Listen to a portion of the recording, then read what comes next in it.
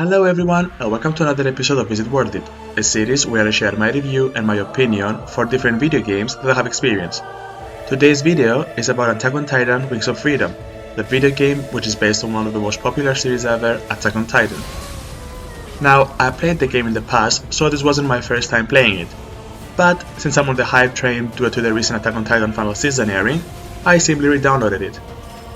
Now, I am aware that the game has two different versions of a sequel, but those are maybe for some other time.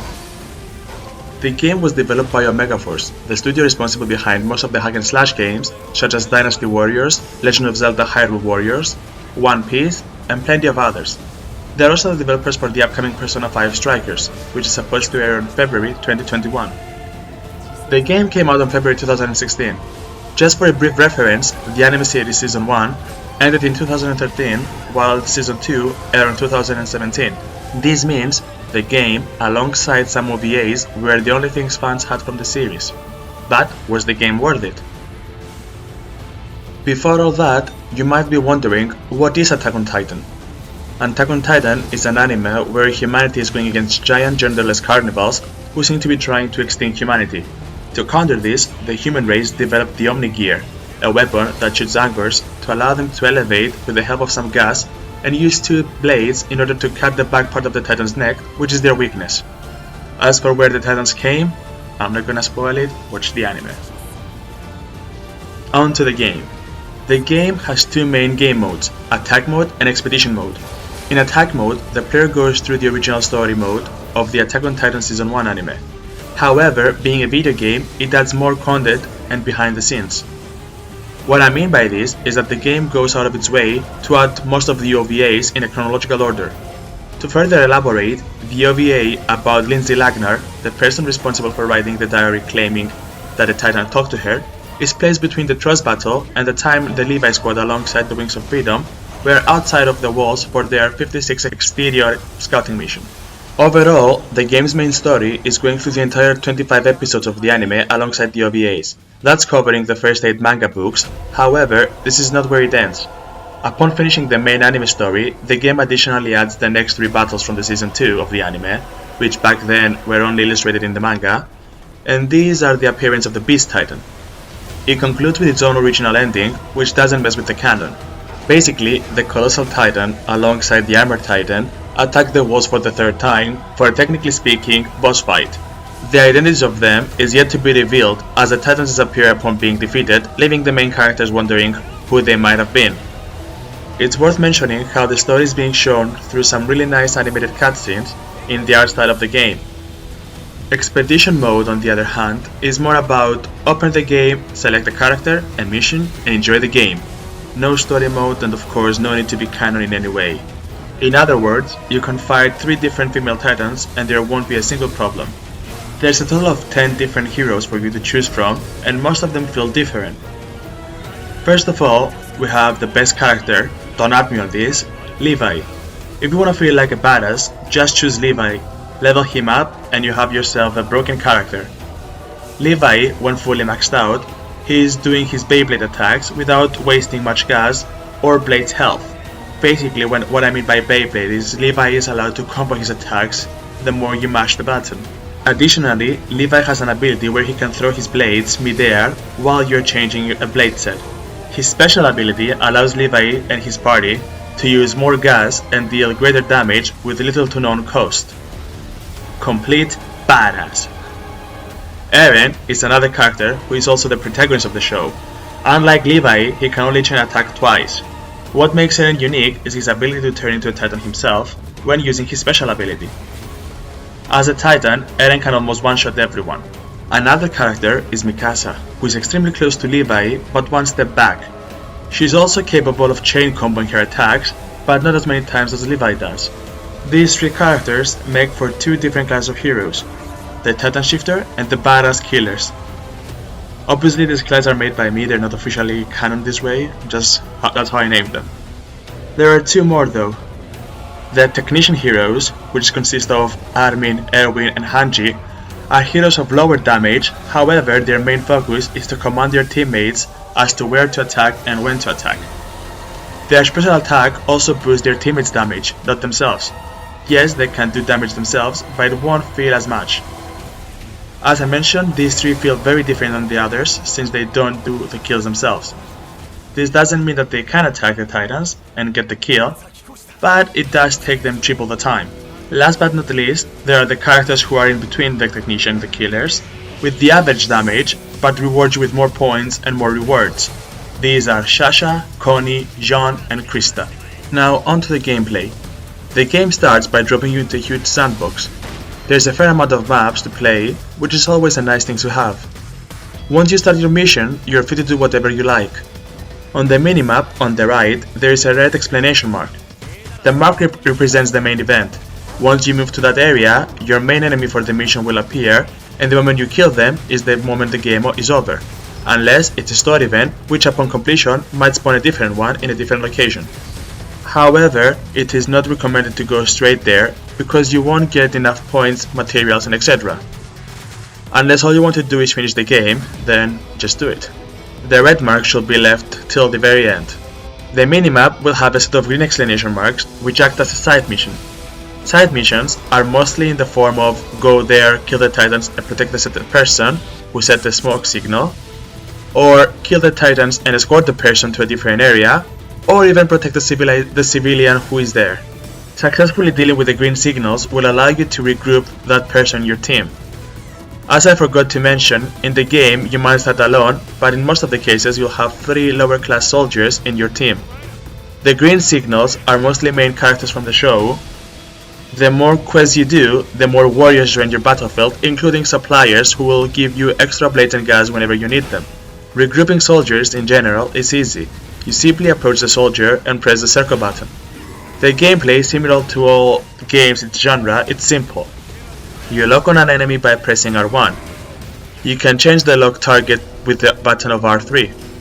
Once you lock on a Titan, you can use square, which will shoot the anchors on the enemy. Once you're locked and hooked, you can press the X button that will use the gas to build speed and momentum, and then use a triangle to do the slice attack. If your character has a chain attack, just continue spamming triangle. No need to relock or shoot the anchors, the character will do it himself. To sum up, X is speed, aka the gas, square is your use of anchors, the thing you're using to maneuver around, triangle is the attack button, and circle is for the interactions. Interactions can be made with heroes, either to regroup them or ask them to give you supplies, the cannons in order to fire them with the triangle button, the corpses to get their ammo, and the horses in order to ride them. Option button will use any mode to trigger the Titan and get their attention. R2 is the button that triggers a special ability when the meter is filled. Last but not least, the keypad. The left and right arrow move the selection of tools the heroes can use. These are the blades, gas, potions, molotov, stun, and flash grenades. You can use these items with the up arrow. Blades and gas will allow your character to change his respective blades and gas. And remember, if it's Levi, he will attack with that. The stun and flash grenades are both grenades that will result in the Titans either cover their ears or their eyes, depending on the type of grenade launched. The Molotovs is a strong grenade that will cause a huge amount of damage to the Titan. And last but not least, the potion is to recover your character's health. The Titans comes in various sizes and various speed levels. They have 5 different health bars, 4 for the limbs and 1 for the neck. You can chop them, but unless you kill the neck, the dead limbs will regrow within the specific time amount. The Titans try to kill the NPC alongside yourself and also destroy them up. And let me say this game has one of the best destructive environments, 9 out of 10 for sure. Normal Titans can deal damage to you by grabbing you. If your team doesn't help you whilst you're grabbed, you'll be required to spam the triangle button faster than the enemy. But don't worry, normal Titans are nothing to be scared of. However, the final kill or the black signal, aka decisive signals, are different. These Titans in higher level missions, they come in with bigger health packs, and you'll be tasked to first chop every single limb before you're allowed to touch the neck. On other cases, the final kills might be fake versions of the Armor Titan, the Female Titan, or even the Beast Titan. These Titans, very similar to the other ones, are required to first cut every single limb before you approach the neck. However, they are faster and deal more damage without even grabbing you. To face the Armored Titan, direct attacks don't work in the same way as the others, since they have a bone structure in front of them. In order to deal damage to them, you have to attack them from behind or somewhere where they don't have armor. FYI, from the back of the legs or in between the biceps and the brachiotomies. To face the female titan, the best option is to attack her normally, but you have to make sure that the titan's limbs aren't hardened, otherwise the health of the blades will be reduced faster and it won't deal as much damage. Last but not least, in order to face the beast titan, you'll first have to use Molotovs to burn away the hair in order to expose the beast titan's body. Once the body limbs is exposed, normal attacks will lead to the titan's doom. The decisive signal, which I mentioned prior, are black smoke signals that appear after specific criteria are met. When starting a game, press the touchpad of the controller, select mission tasks, and there should be some smaller tags that need to be taken care of before the final titan kill in order for the black signal to be spotted. These small missions are in the form of kill a specific amount of titans, do a specific amount of side missions, make sure to regroup certain heroes, or don't have any scouts die. Last but not least, some of the limbs of the titans have a rock symbol onto them. This means when a specific limb is chopped, your character will obtain a crafting material. While outside of missions, you can interact with different characters that will give you a small mini quest with a description on where to find them. There are also 3 stores that you can interact with. One of them is to buy different horses. The main difference on the horse is their colors, stamina and speed. The other store is to purchase titan models that you can use in online and generate placed in your gallery. The third and last store is about gear and equipment. You can use the items dropped by titans to craft better blades whose stats can be seen mostly on the damage and durability, or you can use it for an Omni gear, and there you can see while crafting how far can the anchor go and how many extra blades or extra gas bottles it can carry. As for the gas, it's simply how long it lasts. The game offers online mode. However, I highly recommend you play with friends or use your microphone while playing, cause what tends to happen is people that join will most likely ignore everything that happens in the battlefield and head over for the final titan kill, ending the mission with a bad rating and the dissatisfaction of ending the game so fast. The music of the game doesn't include any of the anime's fantastic OSTs, but it does include some original epic soundtracks, and almost all of the voice actors are back to reprise their roles. Honestly, the game is pretty good, but will most likely feel repetitive sooner or later. I personally like the game. I gave up on it after completing it, but I ended up re-downloading plenty of times again and again to play because it's simply fun. However, like I mentioned, the game already has 2 different sequels that cover more of the story and also allow the player to create your own hero with his own unique story. These games play from the perspective of your own hero, giving you a small origin story, and you can see more of the cutscenes in the first person perspective. The gameplay is slightly improved, and there is more attached to it. Both games worth it, and they're most likely not as expensive as they used to be back on their prime day. I hope you guys enjoyed the video. If you did, don't forget to like and subscribe for more videos similar to this. Tell me in the comments below if you played the game, and if you did, which hero you used the most. And since you're down there, who's your favorite hero overall?